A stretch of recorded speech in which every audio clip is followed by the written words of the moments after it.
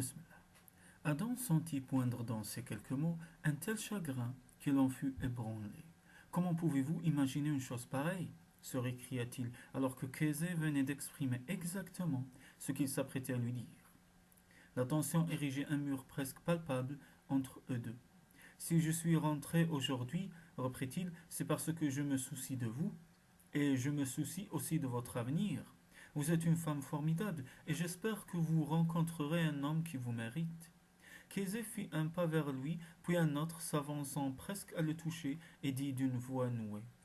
Et si j'avais trouvé cet homme, et qu'il ne veuille pas de moi? Comment aurait-il pu résister malgré toutes ses résolutions? Il tendit le bras pour l'attirer à lui et l'embrassa avidement. De la tenir contre son corps raviva aussitôt tous ses sens, et il se sentit prêt à revivre la passion de l'autre nuit. Les bras autour de son cou, Kézé l'embrassait avec une ferveur qui ne laissait planer aucun doute sur ses propres envies. Aussi fit-il glisser ses mains le long du dos de la jeune femme jusqu'à ses fesses, qu'il empoigna pour la presser contre son désir, lui arrachant un gémissement rauque. Rendu maladroit par le feu qui le dévorait, il arracha les boutons du chemisier de Kézé sur lesquels il s'énervait, pour s'emparer à pleines mains de ses seins à travers le satin ivoire. Son soutien-gorge. La jeune femme se cambra violemment contre lui, tandis qu'il posait les lèvres sur les globes de chair, tout en immisçant la main sous la ceinture de son short. Le secondant dans cette tâche, elle défit d'elle-même les boutons pression, permettant au short de glisser au sol, puis elle l'enjamba pour s'attaquer à sa boucle de ceinture, à lui. Il entendit vaguement résonner le téléphone sur son bureau, mais il préféra l'ignorer, concentré sur l'incroyable sensation que lui procuraient les doigts de Kézé en train de s'affairer sur son pantalon. Quand elle abaissa sur ses jambes, il donna un coup de pied pour s'en débarrasser et entraîna la jeune femme vers le canapé, sans décoller une seconde sa bouche du tendre creux qu'il venait de lui découvrir à la jointure du cou et de l'épaule. Hormis les sons étouffés de leur allaitement, la pièce était silencieuse. Aussi la voix de Sam dans le répondeur leur fit-elle l'effet d'une douche froide. Adam, c'est Sam. Bonne nouvelle, mon ami. Je sors du bureau du juge Skelton. Il vous accorde l'annulation. Je vais de ce pas vous envoyer les papiers. Mes félicitations. Vous voici de nouveau le célibataire le plus en vue de Memphis. Adam n'aurait jamais imaginé que ne pas être marié à Kézé pouvait à ce point être un tue-l'amour. C'était pourtant ce qui se produisait. Il n'avait plus la moindre envie de faire l'amour. Kézé non plus. Comme son regard l'indiquait clairement, cette idée l'avait complètement déserté. On ne peut pas, octa-t-elle en se tortillant pour se libérer sans qu'il cherche à la retenir. En trébuchant, elle alla ramasser son short et se rhabilla. Il reprit son pantalon et l'enfila, d'abord incapable d'articuler un mot. Il réussit pourtant à se ressaisir et dit d'un ton neutre, en se passant la main dans les cheveux pour paraître naturel. Alors nous y voilà, nous avons notre annul. Je ne suis pas sourde, le coupa Kézé. Miné par la déception et un intense sentiment de frustration, il eut soudain l'impression que la pièce était trop petite pour eux deux. Je vais faire un jogging, lança-t-il. Adam courut pendant presque 5 kilomètres, à chaque foulée, le bruit sourd de ses baskets sur le pavé lui martelait que Kézé allait bientôt partir. Il ne voulait pas qu'elle s'en aille. Elle avait donné à sa vie une nouvelle dimension dont il ne pouvait plus se passer. Il sentait bien qu'il ne dépendait que de lui qu'elle reste, qu'il aurait suffi qu'il la courtise pour s'en faire aimer. Peut-être même l'aimait-elle déjà, et il avait toujours projeté de se marier un jour. Alors pourquoi pas? Le seul obstacle tenait à son idée du mariage. Kézé voulait représenter l'essentiel pour son futur époux. Être le centre de sa vie. Enfin, même si elle n'avait pas dit les choses dans ces termes. N'est-ce pas qu'elle entendait par être adorée? Il haletait en remontant la colline vers la maison, encore 2 kilomètres. Il fallait réfléchir, et vite. Bon, à sa façon, il était attaché à elle, il en était même amoureux, mais il ne pouvait se résoudre à le lui avouer, car il ne voulait pas qu'elle se méprenne.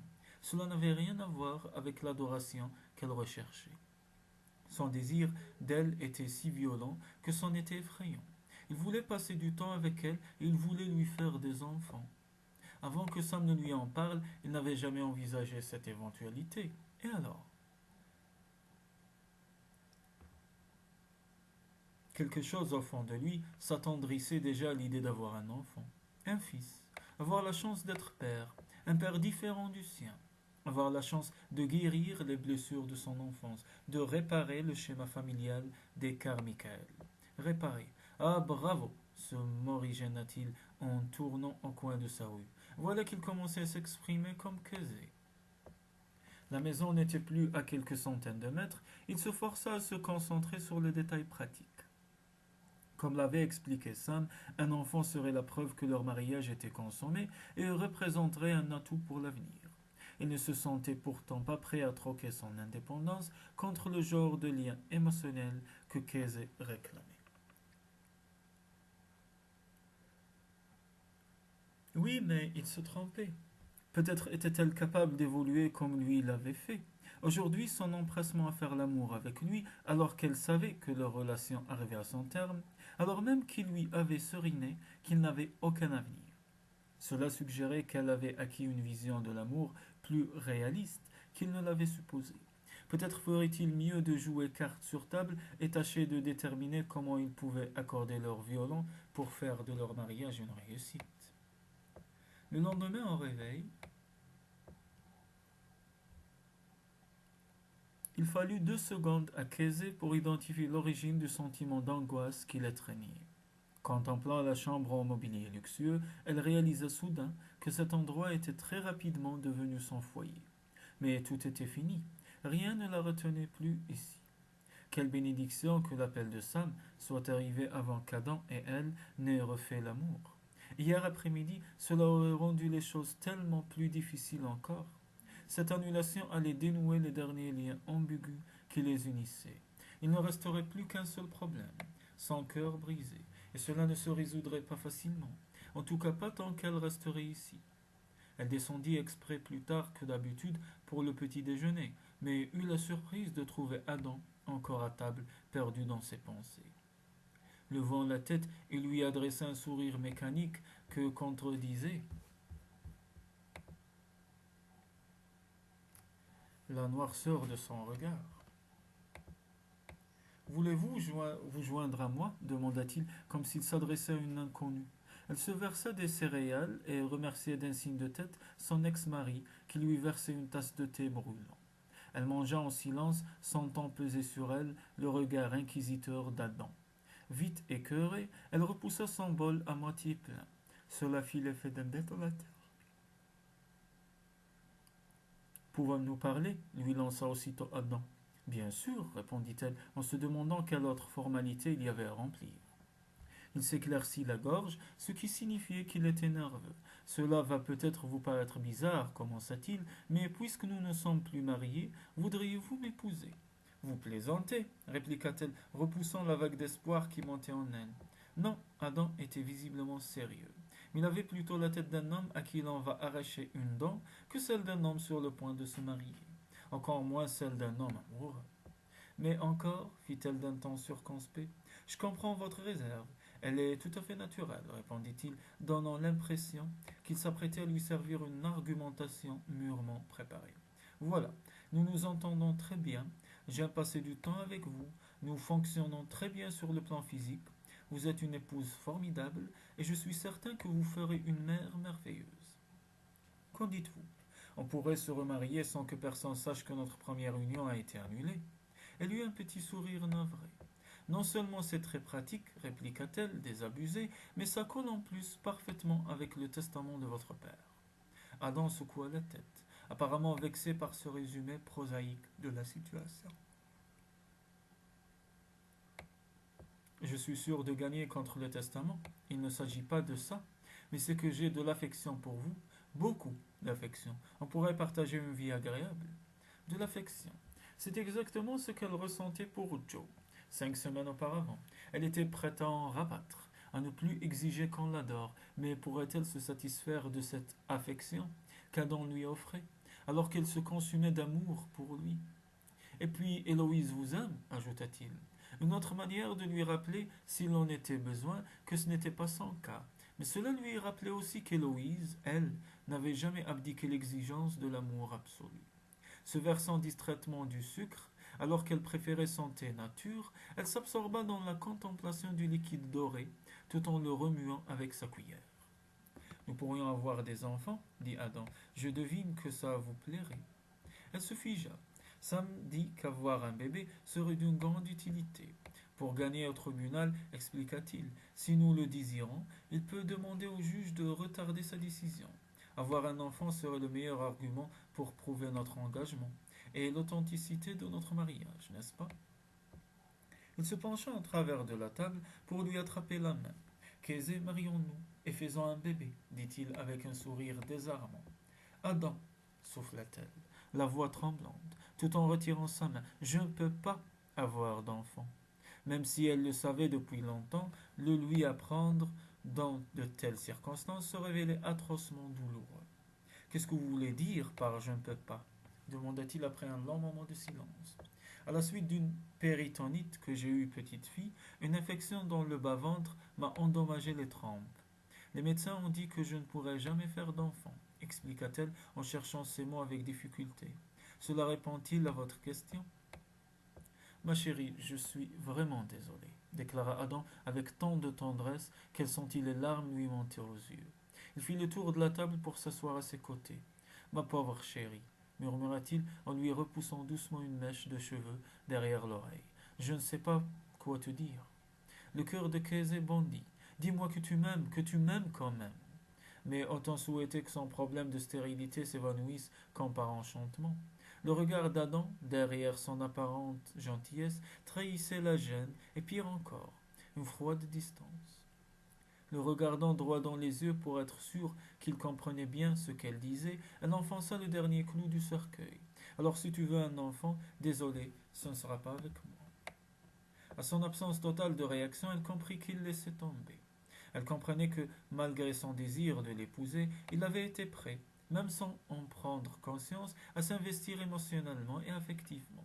Elle le savait, l'avenir de l'entreprise passait avant tout. Elle l'acceptait parce que de toute façon, malgré son attachement, Adam ne l'aimerait jamais autant qu'elle l'aimait. Il avait fait son choix. Maintenant, c'était à son tour de faire le sien. Souffrant le martyre, elle repoussa sa chaise et se leva. Je partirai demain. Kesey, ce n'est pas pressé. Ne pouvons-nous pas... Le congrès des écrivains va commencer, vous rappela-t-elle. Ils me font une journée de route jusqu'à Dallas, et je ne reviendrai pas, conclut-elle après un silence. Adam, le visage fermé, ne répondit rien. Kesey ne pouvait pas avoir d'enfant. Allongé sur son lit, Adam n'arrivait pas à trouver le sommeil. Il avait encore du mal à digérer la nouvelle. Il se sentait trahi comme si Kesey lui avait menti.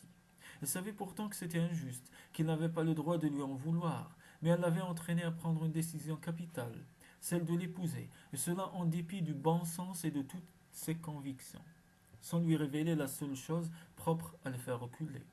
Ce ressentiment était absurde. Ne lui avait-il pas répété à l'envi que leur mariage était provisoire, qu'il ne durerait que le temps d'obtenir son annulation, et jusqu'à aujourd'hui, il s'était soucié comme d'une guigne de sa fertilité. Et voilà qu'il se sentait à présent floué, frustré dans son envie de bébé avec elle, dépouillé d'une vie de famille qu'il avait commencé à imaginer, mais son chagrin était sans commune mesure avec celui qu'elle devait éprouver. Il aurait voulu la prendre dans ses bras, la consoler, lui murmurer que ce n'était pas grave, que cela s'arrangerait. Mais non, c'était grave, et cela ne s'arrangerait pas. Kesey ne revit Adam que le matin suivant, ayant pris de bonne heure son petit déjeuner en solitaire. Elle était montée faire ses bagages, partagée entre l'espoir et la crainte qu'il s'en aille travailler sans lui dire au revoir. Mais quand elle redescendit à 9 heures, il l'attendait. Je m'en occupe, dit-il en s'emparant des sacs qu'il alla déposer rapidement dans le coffre de la fiesta. Elle n'avait donc plus qu'à partir. Au revoir, Adam, dit-elle après s'être éclairci la gorge. J'ai passé avec vous un mois inoubliable. Et merci pour votre aide, conclut-elle en tendant une main qu'il ne prit pas. Au revoir, Kesey, répondit-il en prenant son visage entre ses mains pour l'embrasser avec passion. Elle grimpa dans son automobile, se raidissant pour ne pas pleurer, tourna la clé de contact et rien ne se passa. Elle essaya encore plusieurs fois, toujours rien. Ah, hurla-t-elle, frustrée, en cognant de rage sur le volant. D'un seul coup, les larmes qu'elle refoulait depuis trop longtemps se mirent à couler, et le temps qu'Adam ouvre la portière, elle pleurait à chaudes larmes. Il l'aida à sortir et la serra contre lui, l'encerclant de ses bras et lui caressant délicatement la nuque pour essayer de la calmer. Ne pleure pas, ma chérie, ça doit être la batterie. J'ai changé la batterie, elle est neuve. Alors c'est le starter. On le fera réparer demain. Mais je dois être à Dallas ce soir, gémit-elle, consciente qu'elle n'aurait jamais pleuré pour si peu si elle n'avait pas été à bout. Prends ma voiture. Je ne peux pas prendre ton Aston Martin, ocreta-t-elle. Bien sûr que si, rétorqua Adam sereinement, en prenant les clés dans sa poche. C'est indispensable que tu ailles vendre ton livre à Dallas. Il appuya sur la télécommande, docilement. La voiture émit un bip et ses portes se déverrouillèrent.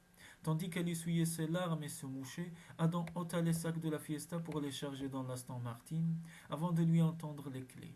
Le remerciant, elle monta en voiture. Tu reviendras après le congrès pour qu'on fasse l'échange, dit-il posément. Kesey, ajouta-t-il avec une soudaine véhémence, on ne peut pas se séparer comme ça. Qu'y avait-il d'autre à ajouter? Inaccoutumée au levier de vitesse, elle démarra avec un craquement sinistre qui aurait fait frémir un homme moins résolu.